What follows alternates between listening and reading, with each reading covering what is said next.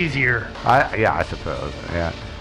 And maybe she didn't want to get her feet dirty either. Yeah. Yeah. And when she got closer to where this guy was, she saw that there were actually 4 people next to a crabapple tree, and it appeared to be maybe, some accounts, it's 2 men, 2 women.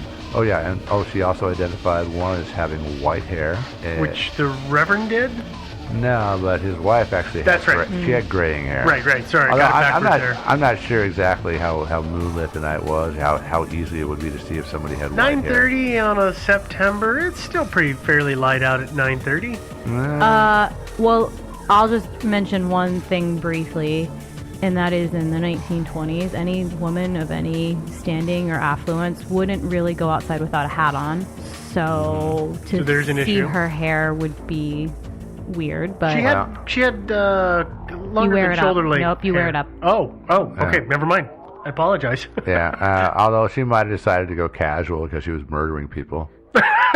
that's true. But it would be weird. I mean, I guess in my mind, and I would Murder presume casual. Yeah. I would presume in her logic as well, if she were thinking it through, and that does make a presumption there certainly, but she would know that it would be weird if anybody saw her after she had committed Before this. or after the before or fact. after that she was just like out like a deranged human being. Yeah, without a hat. But Or her hair up or nice clothes. I mean, this is you remember this is when people are still dressing to leave the house. Oh, This yeah. is way before pajama central. Yeah, it's like that. Oh, you mean today? Yeah. Yeah, it's like that picture of all those guys taking apart the crabapple tree. And They're all wearing carving suits and derby Yeah, hats. they're wearing suits and ties That's and because derby that's hats, what you know? proper people wore at that time. Yeah, and they're all acting like, like they're all acting like kind of teenagers. But, Yeah. They're all Yeah. dressed up and So everything. sorry, I interrupted you, but Oh, no, I that's just fine. poked that hole right there. All right, Yeah. so she said she saw someone with white hair. Someone with white hair, 2 men, 2 women. She said she also heard some woman say, shout, "Explain these letters," unquote. I've And, heard her say that she heard several different things shouted. she actually changed her story kind of numerous times, which made her, in the end. I'm sorry, she changed her story of hopping on a mule and riding out into the No, middle that of the part stayed the same. cornfields. Yeah. Yeah, but she changed. The some mule other was always there. details. They should have asked the mule. I know the mule probably would have. Yeah, more likely the mule would have been more consistent. But anyway, but her original account, at least as far as I know, she said she heard a shot and one of the people went down, and then she heard screams from a woman. A woman screamed "Don't" 3 times loudly. Of course, you can't really scream softly, I guess. Not easily. Yeah, and then there were more shots, and then another woman's voice shouted "Henry," and it turns out there were some Henry suspects in here. So that's what the pig lady heard. And then she turned around. Well, She turned her mule around and left. After the first for shot. obvious. Yeah, actually, yeah, she was already leaving when she heard all the shouting and the other shots, and you can't blame her. oh, no. I would have done the same thing. I think so. And with the police investigation and everything, of course, they took that into account, but they still didn't have any really strong suspects, no evidence to really point the finger strongly at anybody. And so there were no indictments, just like that.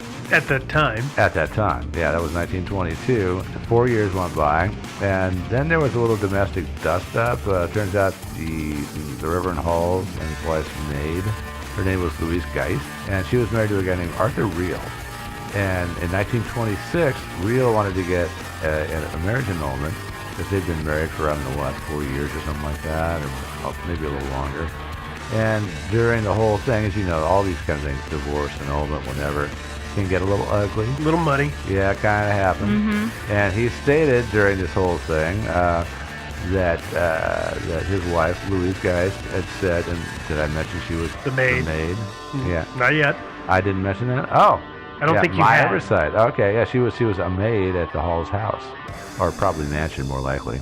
But she was a maid there, and she said that she heard scuttlebutt in the house that the Reverend Hall was leaving, that he was eloping with his honey, Eleanor, and she said that she had knowledge that Frances and her brothers and her cousin, another cousin named Henry, took off and went after him. That's all she knew. And apparently he said, this is Arthur Reel again, said that she was given $5,000 in hush money to keep her mouth shut about the whole thing. Do you know how much that is today? $5,000. It's over No, 60 it's- grand Yeah. in today's money. So much money. That Nice is a little bribe. huge shut-up payment. Although yeah. for somebody who's just inherited millions, It's a drop in the bucket Yeah. for her, but Whatever. for the maid, It's a nice little windfall, isn't it? yeah, she wouldn't have had to keep working. She could have left her job.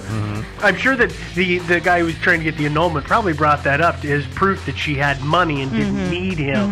Therefore, the annulment could move forward. I'm sure that's how that came out. That Yeah. could very well have been. or he thought he was entitled to part of it. If it was still around, yeah. If that hadn't already been spent. Yeah. It's usually where that stuff goes. Actually, even 60,000, I could blow through 60,000 pretty fast. Today you could. Oh, easy. Not then though. Yeah. Not as Amazon easily. wouldn't bring everything to your door at that time. Well, but Yeah, also true. things just costed less. Yeah, that's Costed? true. They Yep. costed, yeah. They costed less. They did costed less, yeah. That's a good point. Yep.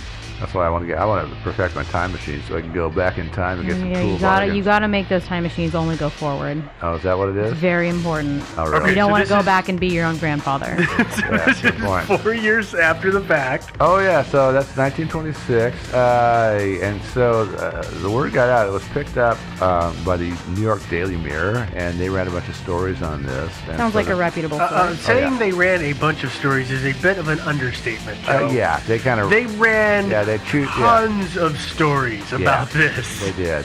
And they sort of brought the whole story back to life. It had been kind of Mormon. I mean, when you think about it, since some people were the annulment thing hadn't come up, sleeping dogs would have just been left alone. Everything would have been okay.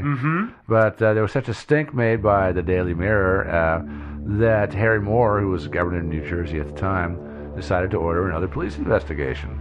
And so Frances and her brothers, and let me give you her brothers' names, by the way.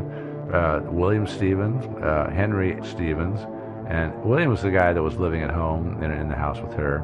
He was said to possibly have Asperger's syndrome, but of course he wasn't diagnosed. He was at that somewhere in time. the spectrum. Yeah. Yeah. And then Henry was the guy that was living down the street a little bit, and then her cousin Henry I don't know if it's Carpenter or just Carpenter, but it's like Carpenter but with a D instead of a T. He lived, 20, 40 miles away, something like that? Yeah, he was a little. He wasn't further away. close. Yeah, and so that's a little less convenient to round him up on short notice and have him come over and participate in the murder. Yeah. Yeah, but there was a trial, and Frances and her two brothers were put on trial. Henry Carpenter. I'm just going to go with Carpenter as a pronunciation here. He was indicted separately, but before the trial ended, the charges against him were dropped. Apparently, the main reason they liked him is, well, number one, the pig lady heard the word Henry being yelled, number one, and number two, he was supposedly kind of a sharpshooter. So he had Handy with guns. the rifle. Had guns and was handy with guns and yada yada. So he was, other than that, there was Circumstantial. nothing. Yeah, barely, if even that, really. So it was a big trial, lasted about 5 weeks, and of course it was hugely covered by the press. Some famous people actually covered it, like Damon Runyon, for example. Is this the trial where the pig lady came to trial in bed Yeah, to Cancer. testify? yeah, she had come down with cancer, unfortunately, And so yeah. they just wheeled a literally giant bed with Uh-huh. her in it, and she's waving her arms. Yeah, she was just laying there testifying and stuff. And of course, like I said, her story was changing, and she didn't get a lot of support from her mother, who was seated in the spectators gallery. Her mother was yelling "liar" at her. That's didn't help her. always going to help the case. Yeah. That didn't help her with the jury. Yeah, so the jury deliberated 5 hours and delivered a not guilty verdict. Shocking. Yeah, You know who didn't testify at this? no, he didn't. The people who found the bodies. Oh, that's right. They did. That's right. I forgot the about lovers that. didn't. Yeah, that they is never got kind of called up. surprising, isn't it? Well, there's some stinky history with them that I want to bring up when we get into the theory section, but there's probably good reason that they weren't brought up on the stand. All right, that's time to get into theories. Let's talk about the first one, which we already kind of made fun of, but let's talk about it for a second anyway. That's literally all I'm going to give this. Yeah, murder-suicide. 1,000. Okay. Yeah, yeah, exactly. So the argument, obviously, it could have been that there was a gun in his hand. The locals took it. But the thing that argues against this is, the slit throat and the missing larynx. And the hat top. being on his face. Yeah, there's that too. It's hard to shoot yourself in the head and then fall and arrange your hands and have your hat And a fall scarf on your head. being over, a cut wound. Well, and her, you kill her first, and then you wrap it around her, put her on the ground, lay down next to her, and then blow your brains out. And yeah, I don't think the entry wounds. he could have match. The entry wound on him would have been could've- very difficult because it was still front to back-ish, which Yeah. is a very weird angle. So Yeah. we don't need to debate it. I don't think any of us believe that this is even remotely possible. No, I don't think so either. Okay. Whose idea was this? Yours. No, Yep. Devin. Nope. Could think it was somebody whose initials are D. Okay. Let's talk about our next cool theory, which is the Ku Klux Klan. I kind of like this one in a weird sort of way. Yeah, it's too bad there's really no evidence. It's kind of a shame. But this theory was actually put forward by William Kunstler, who some of you might have heard of. Very famous, civil rights attorney. Kind of became a big name in the 60s and 70s and stuff. And probably a lot of our younger listeners haven't really heard of him. But yeah, he was a well-known name back in the day. And in the early 60s, he wrote a book about this case, which was called The Hall Mills Murder Case, the original name. Colon, the minister and the choir singer.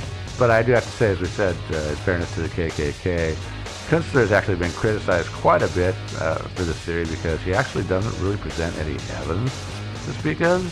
It's just kind of all entirely speculative in his book. And if you look at photos, if you're looking for a racial angle, if you look at photos of Eleanor Mills, she looks like she could possibly maybe have a little bit of African ancestry, maybe. I mean, it's really. I would. She could have Indian heritage yeah. in She her. could have Spanish heritage. Native American heritage. Or she could just be pure solid white too. Yeah. We don't know, but it's hard to tell in these old photographs. Yeah, Italian. Slavic. Here's of the some problem kind. Here's the problem when we say this. You and both of us have looked at the same photos, and what people need to remember is something that was done as a practice was painting negatives back in the day. Yeah. And so people would go in and they'd fix your eyebrows. The and OG they, Photoshop. Yeah, it was the original Photoshop, and so that has dramatically altered the look of the images. I've had to go fix images like that, and it is so tough because negatives are so small, and you just slip, and you suddenly give somebody a unibrow without meaning to. Yeah. Yeah, I know. And so you're right. It's very hard to tell. I mean, and frankly, even if she was a little bit just a little bit black, Or is suspected of it. I can't believe that would have actually driven the New Jersey chapter of the KKK off the rails. Well, here's the... That wasn't their main concern. It wasn't. No, I really. was going to say that's the problem with 1920 KKK was they were white and they were Protestant and they were trying to defend the faith. They were more based on anybody that they felt was doing wrong by the not only the race but the religion at the same time. So they were a bit of a moral crusade. There's a lot of angles here, Well, but I'm but just I'm looking just at saying- where they are and not being in the South. That would, I guess, a little more credence. I mean, if your concern is to kind of protect the faith, a reverend cheating on his wife That's with a big another slap in the married face of God. woman. It is, but I also don't think. I mean, murders aside, the treatment of these corpses was relatively respectful. Well, it was, and that's the thing about the And- KKK is these guys are all about sending a message. Yeah. Yeah, they leave their own calling card. Yeah. They do. And they tend to make claims. And I don't think Yeah. the letters would have been torn up. I think it would have been even maybe sent to the newspapers a couple days later. Or they Some would have choice been- words written on them. Or they would have been left intact and just staked to the ground with a knife, I mean, between the yeah. bodies or something like that. But the thing about it is they wouldn't have posed the bodies the way they did. Yeah. And I do want to apologize to all of our KKK listeners. We're yeah, not yeah, trying to offend you. Yeah. We're just kind of, trying to get at where the thought might have been. Yeah, and I'm sure we got a lot of those guys. Well, let's move on. So I think we're going to give this one a fail.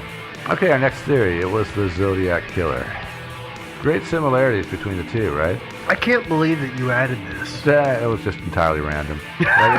How old would he have had to have been? He could have. I think that if he had been 12 years old when he committed the murder, then he could conceivably, he would have been like, what, his early 60s when the Zodiac was on his crime spree?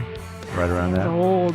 You are stretching. You I are also Oh, happen. totally. We also happen to know that Ted Cruz is the Zodiac killer, yeah, so he sorry. can't possibly have been that old. Yeah, no, it wasn't Ted. I thought Unless it was he's- his dad or something. Maybe I he's can't Benjamin Buttoning. I don't know. Yeah, no, I just there was I talked about Steve Hodel, who wrote the book Black Dahlia Avenger. And He Yeah. also wrote a book about his dad, being the Black Dahlia killer, but also being the Zodiac killer and everything else. And so I thought I'd throw that in just as sort of an homage to Steve Hodel, Oh, okay. even though. Obviously, that seems unlikely, although it could have been maybe son of Zodiac, or father of Zodiac, what am I saying? Yeah. But like, Family tradition. I Yeah. don't feel like that I don't think serial killing runs in families so much. Hopefully not. Well, there's the Bloody Benders. Let's get both. That's different though. But True. actually, and actually, nobody's really 100% sure that those people were even related by blood. There's also that. Yeah, and so yeah. We should probably not go too much into this. I know this is something that people have asked us to put on the list, and it is there. There. So let's Who not knows, go we might into the talk about the Benders. Bloody Benders. It's kind of a fun little story. Yeah. Yeah. So you have other theories here? Yeah. Oh Please. yeah. So the Zodiac. Yeah. I think they actually there were similarities, being a Lover's Lane kind of case, but That's where it ends. Pretty much, yeah, because he didn't mutilate bodies or pose bodies. I mean, he just went up to people and shot them. Also, he liked to tease people about it. You know, there was that follow-up aspect. Oh, the notes and all that Yeah. stuff, the coded messages. Yeah, which they still haven't broken, by the way. Right. So Yeah. there was like a mental aspect to it that you would have thought would have maybe come out. Although if it was early days, Yeah. I'm going to realize Zodiac. I think it's dumb. Fact is that there were lots of other serial killers around. As you know, we talked about other ones like the Atlanta Ripper, for example. But, who was around that? Like Jack the Ripper, for that matter. I mean, serial killers have been around a long time. Okay, we'll scratch Zodiac. There's also random murder, but still, there's this similar. It's kind of a similar thing. Would a random murderer, serial killer, mutilate Eleanor's body and slit her throat? And take- also the take matter body of the parts? letters. And the letters, yeah, there's that. And so, It could be. Okay, let's just play this out a little bit. Let's say it is a rando, and the person comes up and holds him up and then ends up killing him and sees this wad of paper in his pocket and presumes that it's money, and then takes it out after he's dead and discovers it's nothing but frickin' love letters, which are useless, they're worthless, and in frustration tears them up. But still, why pose them? Why then slit her throat and take her tongue and larynx? Why cover up the crime scene in the way that he would have or she would have had Well, that's to just a have- sense of stagecraft. yeah. That's all I got. No. Yeah, I mean, it's if it was a random thing or a robbery that kind of went south, then yeah, there's no reason to stick around and risk getting caught by spending all that time mutilating her and posing the bodies and all that stuff. And very true. So regretfully, got to scratch that one. Another one, James Mills, who was Eleanor's husband. Yeah. Now this guy really had a good motive, wouldn't you say? Yeah. I'd say so. He never really got serious consideration as a suspect, though. He said when he was questioned by the police, he said that he had never had no idea that the Reverend Hall and his wife were having a thing. Which later he kind of recanted. There were, I've heard it both ways, that he had actually been aware of it and it had been kind of a source of tension. Well, it seems like the congregation seemed to know Yeah. that it was happening, so it would be hard to hide it from a member of the congregation. You would think, huh? Yeah. Yeah. So, yeah, it's one of those things where they got the sign out in front. It's got the change rule letters on it, Yeah, I'm pretty sure. Yeah. Sexton doesn't know. Yeah, guess who's boinking who? Yeah, so he had a good motive. But the one reason I think that he was not the murderer is the mutilation again. I disagree with that. I do too. Yeah, well, I just think that he would have been more likely to relieve the Reverend of a few body I parts. totally disagree. disagree with that. I mean, you don't think he would have been tempted to at least carve you know him up what? a little bit? Because you know what that makes me think of is like this expletive deleted was lying to me. I'm going to tear out her, anything she could have used to lie to me. Uh-huh. Especially if she had maybe even point blank earlier that night said, no, nothing's going on. I'm not going to meet him. Do you want to go? And then followed. And it was like the last straw of like, she's been lying to me this whole time. Like, I'm going to take her voice even in death away from her so she could never lie to me again. Yeah. There's also the weird blame dynamic that happens between men and women. So she suffered the most. And if Mr. Mills Mr. Mills felt like he was being wronged, she was the one who was wronging him. I mean, he still killed the Reverend, but it was her fault. She must have been the one who initiated it. She's the one who betrayed me. Yeah, she's the one who did that to me. Right. That's a good He point. could have been cheating with anyone. My wife did this to me. Exactly. That's true. She's the worst. So that's why I think that's why Devin and I are both like, no, you've got that on the wrong way. Well, yeah, no, But not always. But that is why, though, I do think that the next three theories kind of go together nicely. Is that the mutilation, the removal of the larynx and the tongue, indicate to me that this is a very personal I would agree with that. Very personal murder. I would agree with that, and also the posing of the bodies makes it seem very personal. I agree with the posing of the bodies. I am still not completely convinced that the tongue and the larynx happened at that time. That's fair. It's entirely possible they were removed later, yeah. They could have been removed in the first autopsy and not noted, and then when she was buried, the second autopsy comes along, and they're like, well, that's weird. Mm-hmm. Her tongue and her larynx are gone. Well, actually, I think I mentioned this actually in one of my earlier theories, but you guys were... I think it was when we were poo-pooing the murder-suicide. Yeah, the murder-suicide, that's it. That's what I was wondering is if perhaps after the first autopsy...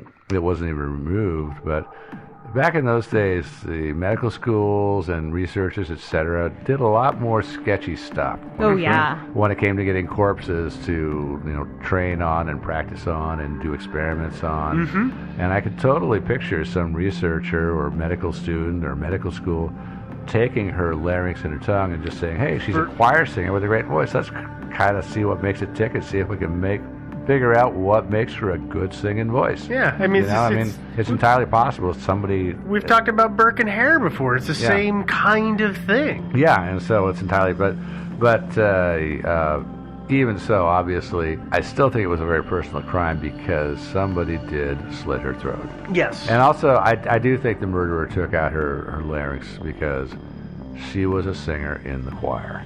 That's what I think is significant about that, is that she was a singer in the choir, and, well, imagine, for example, let's talk about the next one, Frances, the wife. Yeah, let's talk about the next one, and then that'll flesh this out, because I think we're all in agreement that Mr. Mills was kind of a bit of a patsy, and no wonder he didn't get charged. Yeah, he was. But if you think about Frances, what were her grievances against Eleanor Ben? She lured her husband away.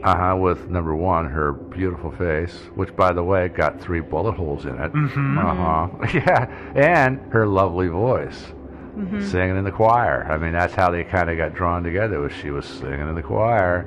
And so I could sort of see, messing up her face and then cutting out her voice box. As kind of a retribution. I guess a little bit of payback. The other thing that I guess kind of makes me think that it probably was more on Francis is that also his face was covered after he was killed. And I think the psychology behind killing somebody that you've loved, regardless of if they had a great relationship or not, somebody you've been with for a long time, you might cover their face so you don't have to look at it. So you don't have to see their dead face.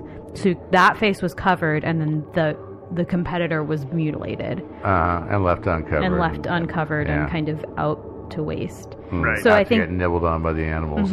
Yeah. And that again, that's that other side of that power dynamic that I was talking about before, which is with Mr. Mills, he's taking it out on her because she's betrayed him. For Mrs. Hall, or Hill... Yeah. I'm gonna keep Hall. Dang it! I almost had it. I know. They sound so similar. So for Mrs. Hall, she's going to be taking out her anger on the woman because, again, this is that weird dynamic of she's to blame. My husband's an idiot, but it's her fault. Yeah, and then... Well, there's also a jealousy component that may or may not be. Well, there's a like, whole bunch packed into that we could spend a long time unpacking. that we shouldn't because we are not professionals. Nah, probably not, yeah. We will not, just not sound ready like to try idiots. profiling, but... Yeah, that's why Francis is one of my more favorite suspects in this case, though. I would agree with that, but I also don't necessarily think that she did it herself. It's entirely possible that somebody she knew maybe did it, or somebody she hired maybe did it. She could have hired it done. That's entirely possible.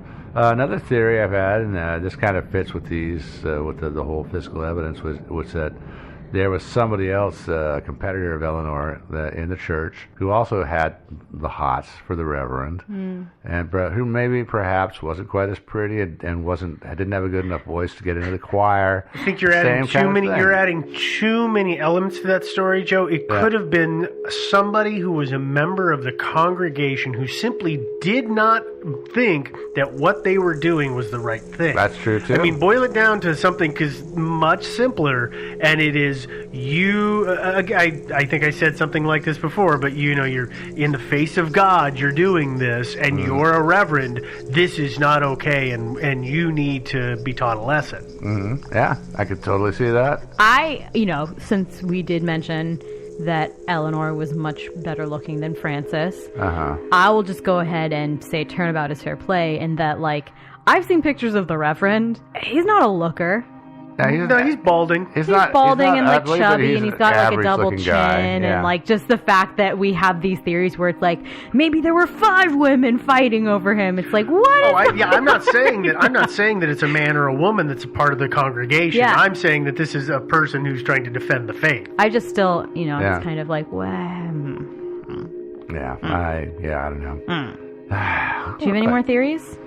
I was wondering, I kind of considered the possibility that perhaps Frances wasn't actually directly involved. It might have been her brothers who did it. I guess there's some room for if the brothers were seeing that she was being so that she was being so disrespected. If the whole congregation knew that this reverend was cheating on her, and so in the public eye, even people were kind of giggling behind her back. Not behind. She knew about it, though. I would presume. I mean, she initially said she didn't know about it, but later statements seem to support the fact that, just like everybody else, she knew. Yeah, it's prudent if somebody says, "Hey, your husband and his lover dead. were found dead.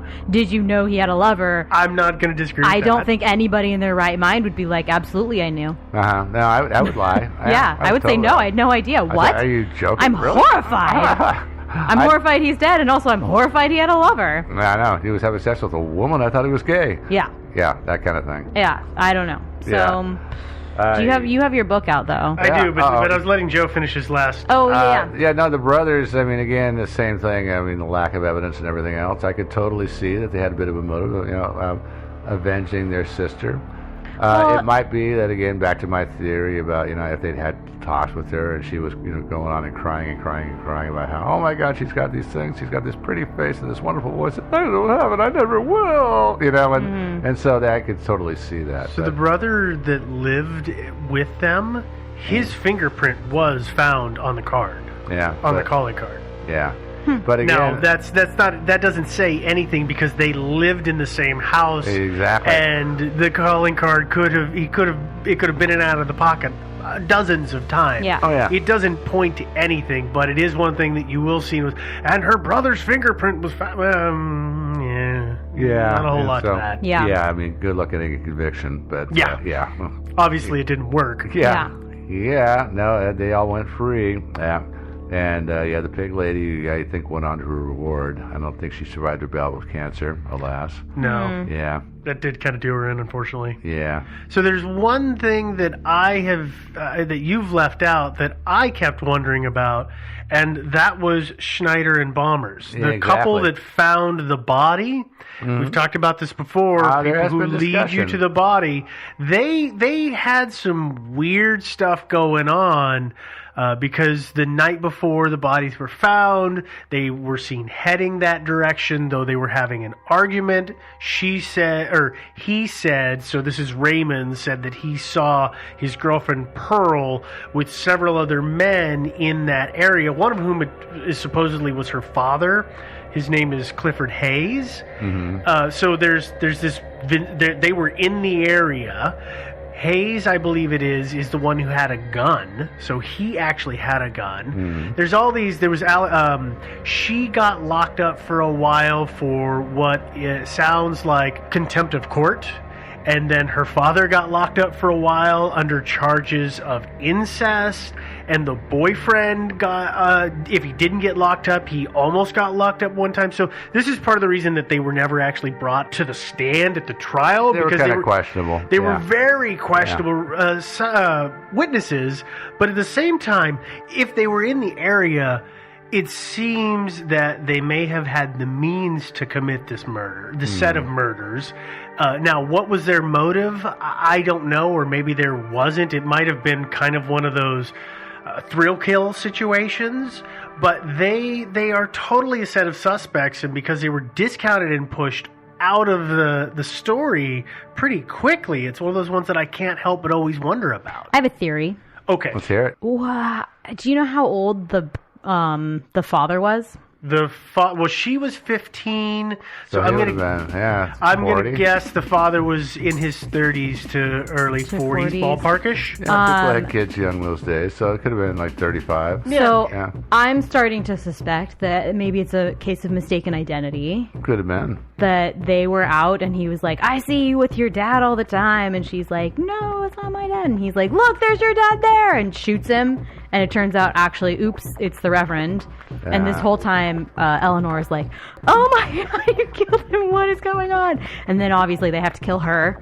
Because they're questionable. Because it's a crazy scenario. And Right. then what the Because hell it's with take her tongue? Right. So may it as looks well. weird. Well, Let's or slit not. her Or, that happens later. One of them slits her throat. I don't know. I mean, Yeah. there's a possibility there was a total case of mistaken identity. That he thought it was the father at first, and then they just had to cover their tracks. It could have been that actually the throat slitting was because she refused to die, because they were shot with a 32. There were a lot of 32 revolvers, like 5-shot 32 revolvers in circulation back in those days. They were very small, handy little pocket guns. So one shot goes into the Reverend's head and it kills him. 3 shots go into her head, and believe me, the 32 is an anemic little round. It's entirely conceivable that somebody could get shot 3 times with the 32 and still not be totally dead. Yeah, well, especially if it was the right parts of the brain, which she got shot in some weird spots, so they could have. The one below These her two eye could've socket could have just gone into the base of her skull and her neck and done damage. The one that went in above her eye should have done her in, but maybe not. Yeah. Maybe not. People survive not some instantly insane fatal. stuff. Yeah, it may Yeah. not have been instantly fatal. Yeah, no, the 32 is, like I said, an anemic enough little round, and much it would have been just a lead bullet. So it's entirely possible that the heavy plating in your forehead could actually keep it from penetrating into your brain pan. And it was a 5-shot most likely. That was typical for those little pocket revolvers. It might have been a misfire on the last one or whatever. So, Or they just didn't. They just said to heck with it. and just cut her throat because she's not dying, so let's cut her throat And make a finish the noise. job. Yeah.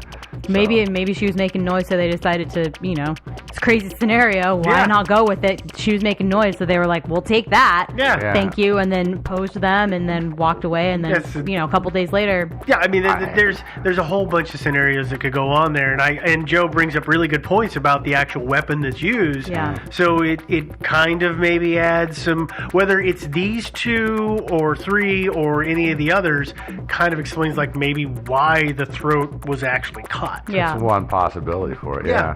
But as far as the reason these 2 that found the bodies were a little questionable characters, but I don't know, and maybe they're just dumb.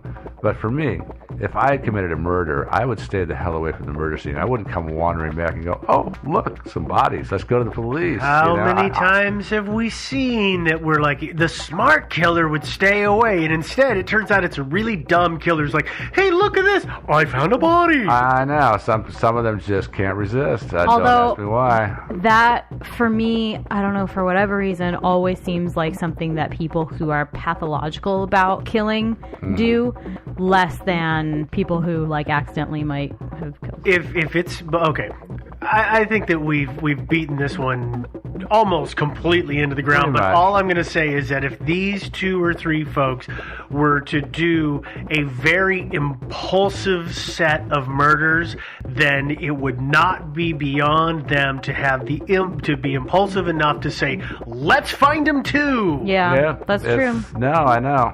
It's entirely possible that just their egos they just wanted to be involved in this story, and it happens a lot with killers. Impulse Yeah. control is a problem. I'm just saying, That's why you know. Amazon.com is so freaking big. You know, I know. That's why you get these killers that try to insert themselves into the investigation. It happens a lot. And that's why if I do that, if I kill anybody, which I'm not planning on doing, but I'm going to stay the hell away. Okay. Well, That's now my we know. motto. Now Yeah. we know. Hey, you guys got any more theories? No? No. All right, let's do a little housekeeping here. You guys probably want to know if we have one of those website things. Yes, we do, actually. It turns out we just got it. It's called thinkingsidewayspodcast.com. And you can go out and download episodes or listen to them right there and there. And there's all kinds of other cool stuff there, too. We've got merch. There's links to Zazzle and Redbubble. You can get shirts, mugs, stickers, and all kinds of All cool that good stuff, and yeah. merch off of our website. You can also find us on iTunes, where you can subscribe and you can give us a rating and a review, preferably a really great review and a great rating. And of course, you can stream us damn near anywhere, including Google Play. And we're on social media. You guys know what that is, right? Yeah. Yeah, okay, Facebook. We have a group and we have a page. So join the group, and there's a lot of fun, a lot of great people that are posting stuff, and it's a lot of fun. I Yeah. enjoy it. And we are on Twitter, where we are Thinking Sideways. Do a lot of twits. I know, yeah. And That's what yeah. they're called, right? Yep. Okay. Yeah, and so, yeah, we twit a lot. And subreddit, we are Thinking Sideways, of course, in our little subreddit, and there's some activity. What's going on in our subreddit these days? Oh, stuff. There's actually been a lot of emails coming through from conversations and stuff, Yeah, so it's been pretty busy. Yeah.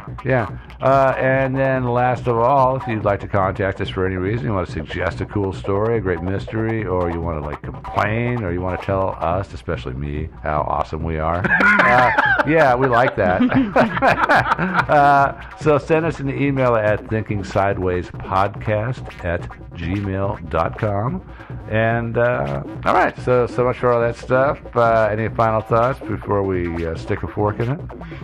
No. Yeah. No, but I got this really cool piece of crabapple tree that I want to know. show you. Yeah, great grandpa gave me this. Yeah. Yeah, I know.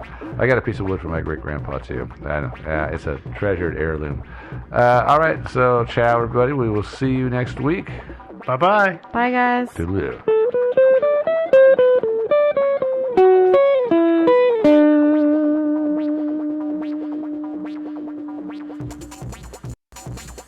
This episode of Thinking Sideways is not brought to you by the monster that is definitely under your bed. You should look right now. It's really scary. Ooh. No?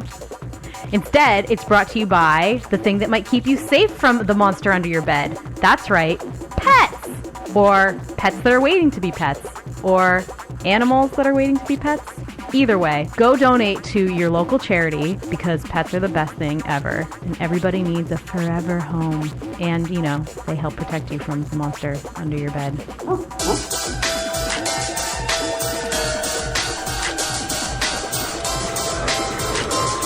Thinking Sideways.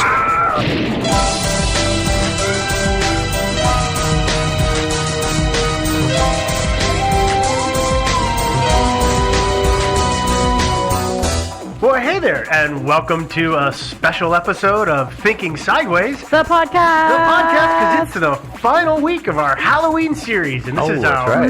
Halloween extravaganza. Oh crap! I need a Halloween story. Uh-oh. Give me a sec here. It's gotta be creepy this week, not like last week. Yeah, that one. Okay. Sorry. It was a good one. It Oh was. yeah, that was our best. It was. Best ever. Well, I'll tell you what. So this is one of those shows where we're going to cover 3 different mysteries in one show. So buckle up and let's get right into it. Yeah. Since I'm the one doing all the talking at the moment, I'll start us off. And they're Halloween, so They're it's extra creepy. creepy. They're creepy Oh, yeah. stories for Halloween. That's So don't be listening to this in the dark by yourself, Or do. Yeah, if that's your thing. unless you're into that. The first story that we're going to talk about is the unsolved murder of Leroy Carter. Actually, before we actually get into the story, I just realized people who don't know us have no idea who we are. We're just in such a good mood. We just want to go. What is my name, huh? You're Joe, you're Devin, and I'm Steve. It's true. Okay. There we Cool. go. And Thanks since for this is straightening that Halloween, out. just be warned, they're all kind of gross, creepy stories. So Munchkins around, maybe turn this one off till later. Oh, I don't know Just in about case. that. Okie doke. So, my story, the murder of Leroy Carter, takes place in February 1981 in Golden Gate Park in San Francisco, California. By definition, cannot be creepy because it's February. Yeah, Only lovely things Let happen. me warm up to it. Okay. You're gonna be creeped out. Okay. Specifically in Golden Gate Park, though, our story takes place next to Alvord Lake, which is really just a teeny tiny little body of water. It's like 20 by 40, but they That's call it a not lake anyway. It's a friggin' pond. I know. If that, it's a mud puddle, really. Yeah. Well, at the time in 1981, the park wasn't really a nice place to hang out. It had a reputation at night for having junkies and hoodlums prowling around all the time. Hoodlums. Hoodlums. Poodles, ne'er-do-wells. Yeah, and a lot of if you read about the story, everybody brings up the fact that it's right there at the end of Haight Street because Haight Street is so famous, but it really doesn't have anything to do with the story. But you'll see it. So our story specifically takes place or begins on Sunday, the 8th of February, when somebody found a body in the bushes. The body was inside of a sleeping bag, and at first everything seemed normal. Of course, just another normal dead body. Yeah, right, and it all seemed normal right up until the police removed the bag, the sleeping bag from the bushes and the body from the bag, only to discover that the head was missing. Oopsie. Seems like your head's usually like near the opening of the bag, so it's like seems like they would have noticed that sooner. But okay. They probably assumed it was just a really short homeless guy.